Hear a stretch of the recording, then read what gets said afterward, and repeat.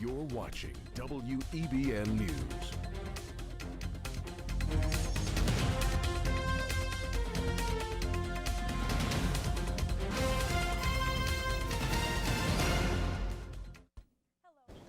Hello everybody and welcome to the season finale of Off the Bench. I'm your host Tyler Englander. I am joined by my guys Ryan Ribeiro and Tristan Deschenes.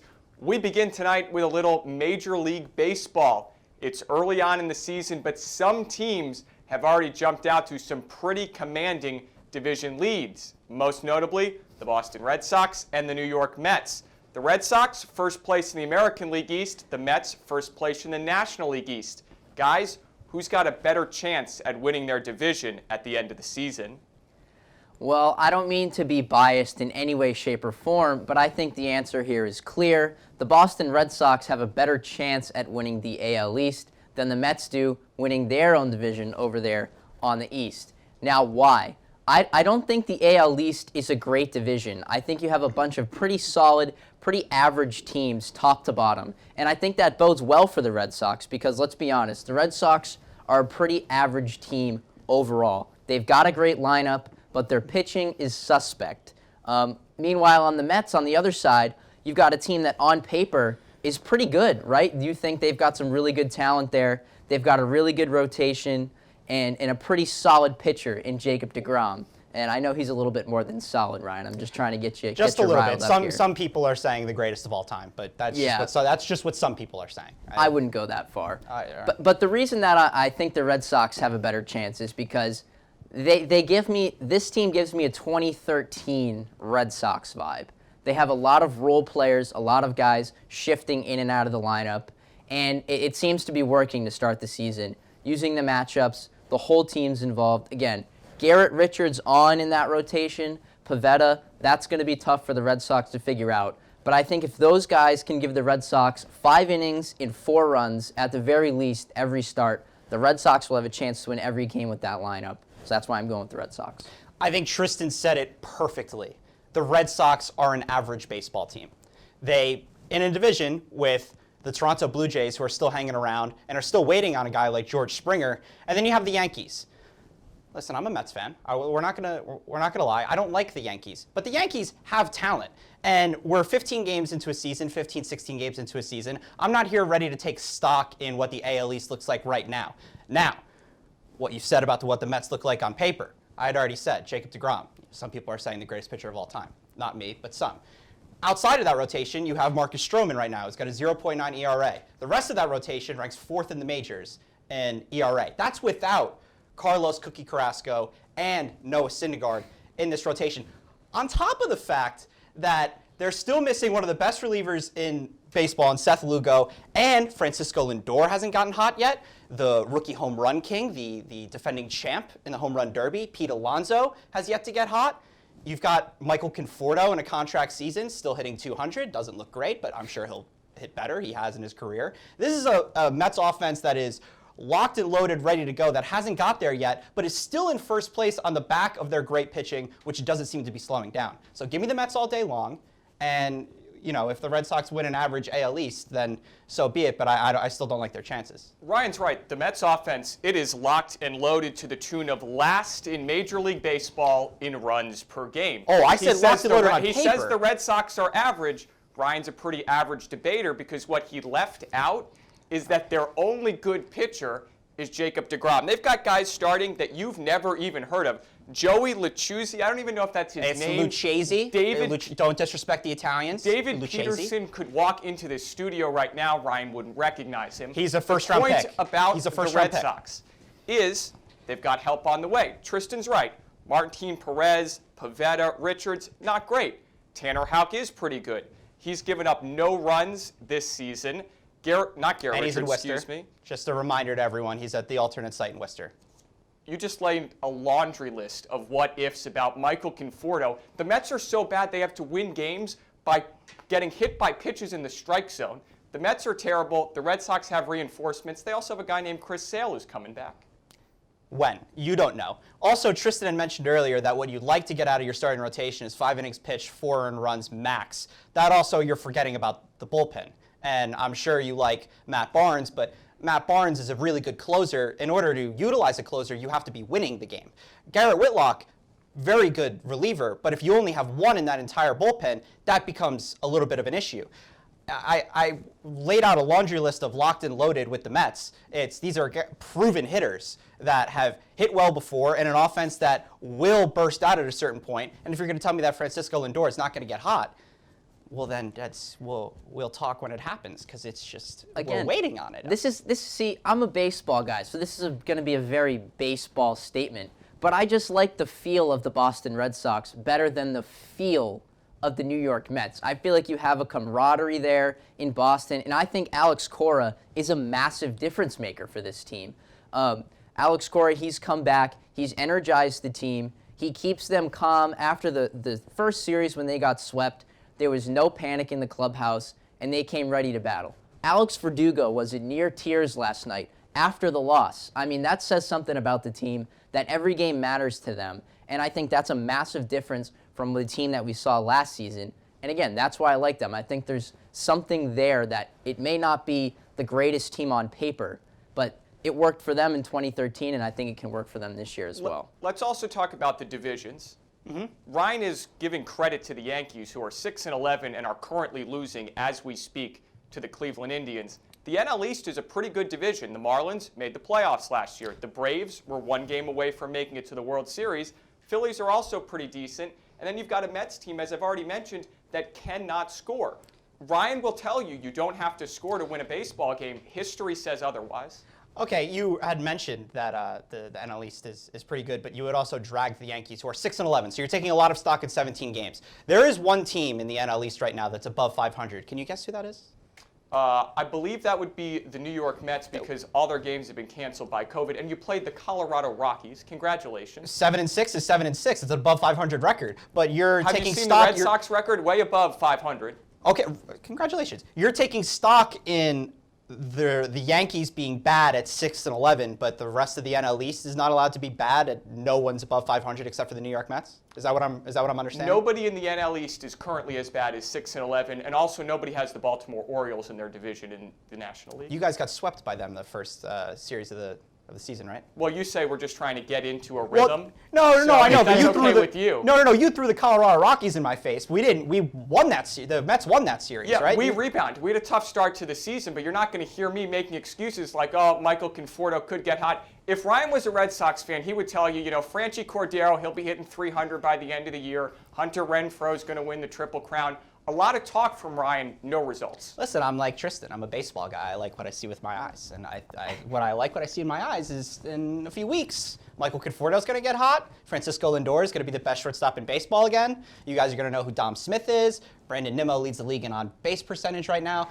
They're getting ready. You guys, Look, I'm sorry you take a lot of stock in the Colorado Rockies series. You know what scares me about the Mets is a lot of times in baseball, players have a great season and they get massive deals. And lots of the times, in fact, most of the times, they do not live up to that deal. People that come to mind this year for me, Fernando Tatis at least, off to an awful start. Francisco Lindor, not off to a great start as well. So you have to be a little bit worried here about, I know it's early in the season, but sometimes these deals don't work out and these players never live up to that. And to me, Lindor is one of those players that worries me. Shifting gears to another in-season sport, basketball, with the regular season ending shortly and the playoffs right around the corner, some teams are primed to make a deep playoff run. Guys, who is your favorite to win the 2021 NBA championship? I think it's actually absurd that we continue to have a conversation like this every year while LeBron James is still playing basketball. I mean, how is it not the Los Angeles Lakers? Yeah, they're fifth right now in the West, but that's with him on the sideline, with Anthony Davis sidelined with an injury. They're just waiting. And right now, if you ask me, I think they're perfectly positioned to get into a little bit of a groove come playoff time, because their first round matchup is the Denver Nuggets. Now, the Nuggets have looked great the entire season. You may say they have the MVP in Jokic. The problem is they are now without Jamal Murray for the rest of the season due to a torn ACL. So give me LeBron James and the Lakers to run through them. And then what we're going to see is what we've always seen from LeBron James, which is the regular season doesn't matter. Playoff time, if he's right, he's got the stars around him. Andre Drummond's there now. Give me the Lakers all day long. Yeah, I mean, it's really hard to go against LeBron. I think he's proved over and over in his career that you don't want to play him in the playoffs, and he will always find a way. And that's helped by the fact that he has Anthony Davis this year. But how can it not be the Lakers? Well, because there's actually a team that can challenge in the East, the Brooklyn Nets. And it's not an exciting answer, obviously, because they have Kyrie Irving, James Harden, and Kevin Durant. But to me, it's the answer that's going to happen. And I know Durant has really been struggling to play basketball over the last few years due to injuries. He just got hurt again, but I think he should be back soon. It was just like a thigh contusion. But if those three players, Kyrie Irving, James Harden, and Kevin Durant, are on the floor, you're not going to stop them. And I know everyone's going to talk about, oh, they can't defend.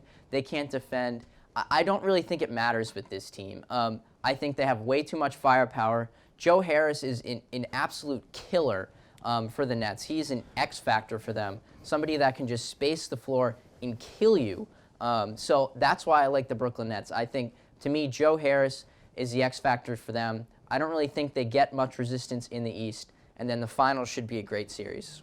Took about 7-8 minutes. Ryan Ribeiro got something right today. A team from Los Angeles will win the NBA championship. It's going to be the Los Angeles Clippers. Here's the problem with the Lakers. Ryan seems to like teams that can't score.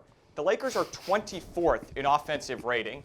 They cannot make three-pointers. It is not 1970. You can't play on the inside with Drummond and Davis. Let's get to the Clippers. The reason they're going to win, they've got a certified playoff assassin. Kawhi Leonard averages about 30 points a game in the postseason. Paul George is having the best year of his career. Don't forget playoff P in the playoffs. Career high for Paul George this season, shooting threes. He's got he's career high in assists as well. This is a more well-rounded team than the team that lost to Denver last year. Rajon Rondo is also a good playoff performer. Marcus Morris is a good shooter. Serge Ibaka can stretch the floor. The Clippers are a good team. And one other thing about the Clippers, they're first in offensive rating and second in defensive rating. That matters in the playoffs. The Nets can't defend. The Lakers can't score. Advantage Clippers. See, this is the problem with the rotation we have going on right now. I had a really good point on the Nets that I was going to make, and then Tyler just tossed out a load of garbage, which is he loves, I like teams that can't score. Sure, I did mention that LeBron James. You do need to score to win games in sports. That's the idea. That is true. So defense also wins championships, and pitching and baseball does as well. But I did mention that Anthony Davis and LeBron James weren't playing for the Lakers right now. That's all fine. We can graze over that to get to your point. But you like to take a lot of stock in the potential of playoff P Paul George in the playoffs. Can you name me a time when he's been able to carry a team? Absolutely. It's going to be 2021. Oh, potential, right. You're forecasting the future. You have a little crystal ball. My issue with the Nets, real quick, is when it comes down to who is the best team in the playoffs, I think you need to have razor focus. And I think right now Kevin Durant's focus is too much on his Instagram DMs and Kyrie Irving on his flat earth theory. I don't really know where the Nets' heads are at, and that's what gives me pause, which is that this is not a team that seems razor focused all the time. LeBron James he's locked in 100% of the time. That's why I like the Lakers. Yeah, again, I mean, those are all valid points. I'm not the biggest Kyrie Irving fan, but I can acknowledge that he's a hell of a good player and a playoff performer in his past. So, and I don't really think they need to really be that laser focused to make the NBA Finals. And then from then on, I think it's really hard to see that collection of players losing the series to the Lakers. And I think I'm with Tyler on the double big lineup with Drummond and Davis. I think that lineup can be exposed by the Nets in their speed and their ability to move up and down the floor.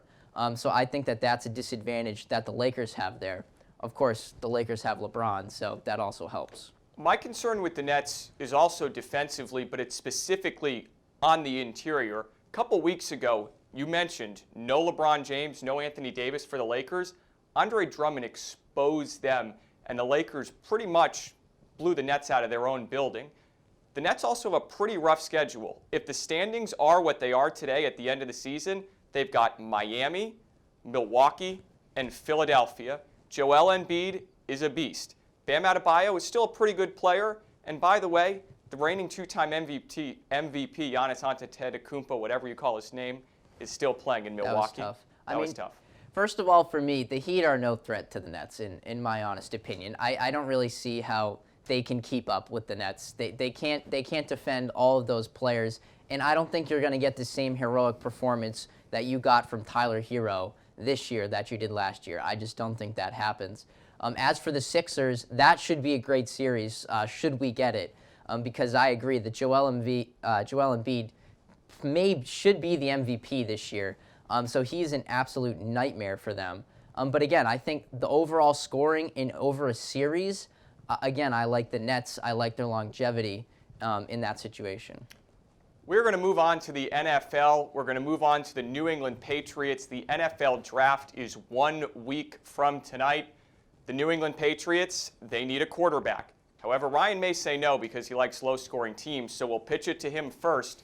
Do the New England Patriots need to draft a quarterback in the first round of this year's draft? Well, yes, you're right. If I loved low-scoring teams, I would have said the Patriots should re-sign Cam Newton. Oh, wait, they did that. Yeah, they do need to draft. They need to trade up and draft a quarterback because I'm not sure that the guy that fits them perfectly will be there at their current spot, and I think that's Justin Fields. Now, today came out that he's battling epilepsy. It's controlled by medication, so it should be all good. But I think if there's one guy in this draft that Bill Belichick would love to get his hands on, I think it's Justin Fields. We're in this age of the NFL now, and I think it was proven when they had signed Cam Newton to start, where you need mobility at the quarterback position. Now, I don't think that necessarily relates to longevity in this league with the amount of hits you take when you play that style of quarterback, but that's what Justin Fields gives you. On top of that, he's a proven winner.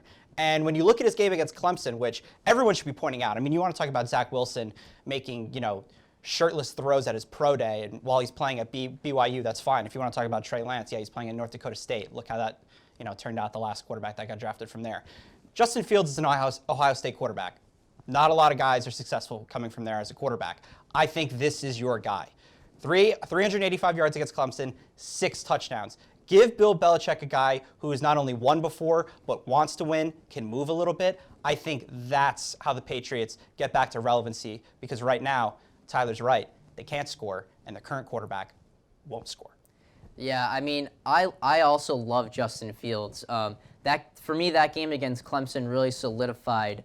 To me, I think he should be the second quarterback taken in the draft.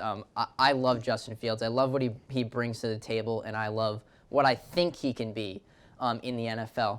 But for me, I'm not sure trading up to draft a quarterback is something that Bill Belichick is necessarily willing to do. And I think because of the team that they've built in the playoffs in free agency, I can honestly see the Patriots hanging tight at 15, hoping to get a skill position player like a Jalen Waddle or a wide receiver or one of those top skill guys, Jamar Chase maybe, to drop down to 15. Because if 5 quarterbacks go before then, there's going to be a lot of good players on the board.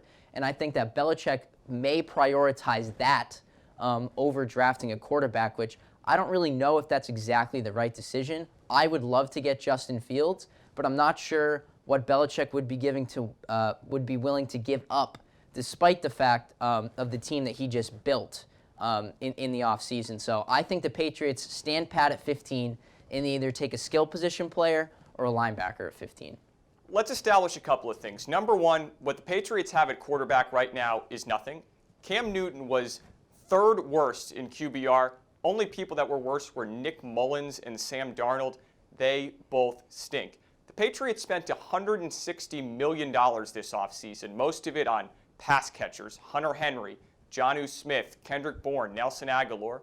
Bill Belichick didn't spend that money for them to catch balls thrown at their feet.